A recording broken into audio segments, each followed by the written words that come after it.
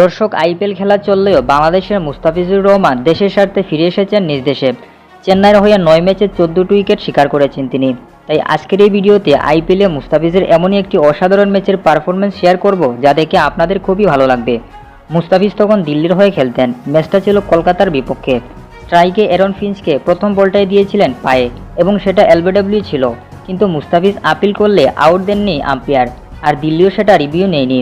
মুস্তাফিজের কাটার বলগুলো ব্যাটে লাগাতে পারছিল না ব্যাটসম্যানরা। যে কোনো শট খেলার চেষ্টা করলেও ব্যর্থ হচ্ছিল তারা।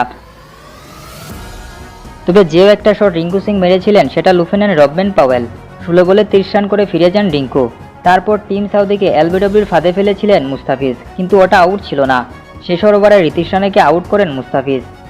তারপর টিম সাউদিকে বোল্ড করে দেন মুস্তাফিজ। আর এই ম্যাচে মুস্তাফিজ 4 ওভার বল করে মাত্র 18 রান দিয়ে উইকেট পেয়েছিলেন 3টি। দলের সবাই মুস্তাফিজের এমন অসাধারণ বোলিং দেখে খুবই খুশি হয়েছিল। তো ভিউয়ার্সরা, ভিডিও ভালো লাগলে অবশ্যই লাইক শেয়ার কমেন্ট করতে ভুলবেন না। আর চ্যানেলে নতুন এসে থাকলে খেলাধুলার সব খবর পেতে অবশ্যই চ্যানেলটিকে সাবস্ক্রাইব করে রাখবেন। ধন্যবাদ সবাইকে।